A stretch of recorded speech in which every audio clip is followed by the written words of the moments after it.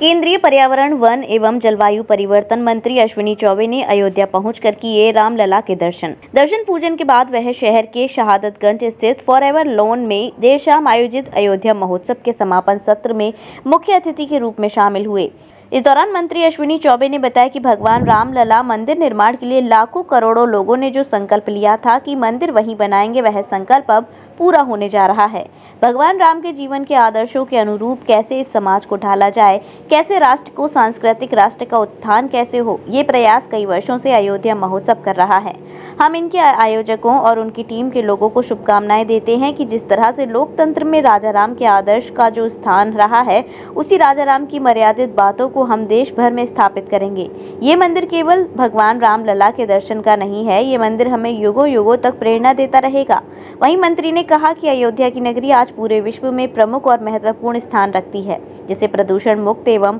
पर्यावरण सुसज्जित अयोध्या नगरी बनाने के लिए केंद्र सरकार और उत्तर प्रदेश की सरकार के प्रयासों से कार्य हो रहा है। जब प्रभु श्री राम का मंदिर का निर्माण 1 साल में पूरा होगा तो पूरे देश दुनिया भर में लगाए जाएंगे पौधे और सभी वृक्षारोपण करेंगे। तो वहीं प्रदूषण मुक्त एवं पर्यावरण को स्वच्छ रखने के लिए मंत्री अश्विनी चौबे ने कहा कि दिल्ली और देश के कई शहरों में 4500 करोड़ रुपए की बहुत सारी योजनाएं हैं और राज्य सरकार के सहयोग से इस पर कंट्रोल करने का प्रयास हो रहा है। भगवान राम का ये जन्म रामलला और जिसके लिए लाखों करोड़ों लोगों ने संकल्प लिया, जहां भगवान राम ने जन्म लिया मंदिर वहीं बनाएंगे, यह संकल्प अब पूरा होने जा रहा है। संपूर्ण देशवासी और पूरे विश्व के लोग रामलला का दर्शन करने यहाँ आएंगे तो भगवान राम के जीवन के आदर्शों के अनुरूप कैसे इस समाज को ढाला जाए, कैसे इस राष्ट्र को सांस्कृतिक राष्ट्र का उत्थान कैसे हो। और जो आज ये आप देख रहे हैं कि अयोध्या का जो महापर्व है अयोध्या महोत्सव, इसको मनाने के लिए जो न्यास के द्वारा ये प्रयास चल रहा है वर्षों से, हमारे हरीश जी श्रीवास्तव और सभी आयोजक मंडल को मैं बधाई देता हूं कि आपने भगवान राम के दैविक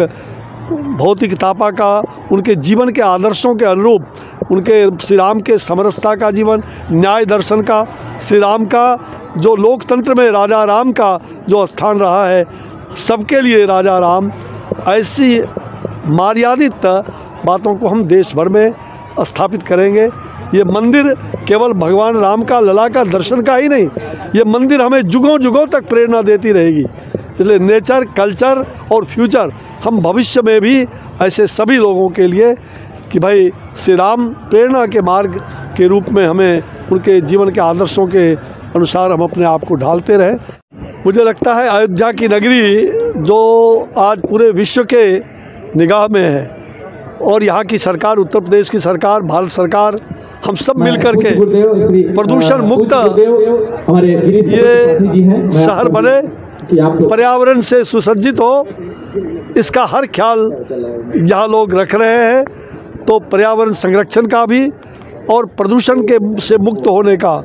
इस शहर को, इस अयोध्या क्षेत्र को हम प्रदूषण मुक्त कैसे बनाएं और पर्यावरण प्रेमी सब मिल कर के यहाँ बहुत आपने देखा कि बस जब भगवान राम का ये मंदिर का 1 साल बाद जो राम मंदिर का शुभारंभ होगा, दर्शन होगा, तो उस दिन पूरे देश में, दुनिया भर में लोग पौधे लगाएंगे, वृक्षारोपण करेंगे। ऐसा भी हमारे कुछ लोगों ने आह्वान किया है, तो ये बहुत सुखद है। भाई अनेक प्रकार के कार्यक्रम हम प्रदूषण मुक्त बनाने के लिए, जहाँ हमारी कई योजनाएं हैं, मैं उन सभी योजनाओं के बारे में आपको इतने कम समय में नहीं बता सकता, लेकिन बहुत सारी जो योजनाएं जैसे दिल्ली के अंदर हो या देश के कई शहरों को हमने 4500 करोड़ रुपए, उसमें भी क्या है मतलब 14वां वित्त जो हमारा है उसके द्वारा हम जगह जगह इस प्रकार के प्रदूषण को मुक्त करने के लिए, चाहे वो भवनों के द्वारा हो, चाहे किसी प्रकार का प्रदूषण होता है, जहाँ जल प्रदूषण है, वायु प्रदूषण है, इन सभी प्रदूषण को मुक्त करने के लिए अनेक प्रकार की योजनाएं हमारे भारत सरकार के द्वारा राज्यों में, हम विभिन्न राज्यों में आयोजन कर रहे हैं और राज्य सरकार के सहयोग से हम इस पर कंट्रोल करने का प्रयास कर रहे हैं। मंगलम सिल्क साड़ी एक प्राचीनतम साड़ी प्रतिष्ठान हमारे यहाँ उपलब्ध सभी प्रकार के लहंगा, ओढ़नी, बनारसी सिल्क साड़ी की बेहतरीन रेंज एवं डिज़ाइनर साड़ियाँ, आपकी वैवाहिक तैयारियों की संपूर्ण साड़ी रेंज। तो आज ही आइए मंगलम सिल्क साड़ी, पूजा मार्केट, तिलक द्वार, मथुरा।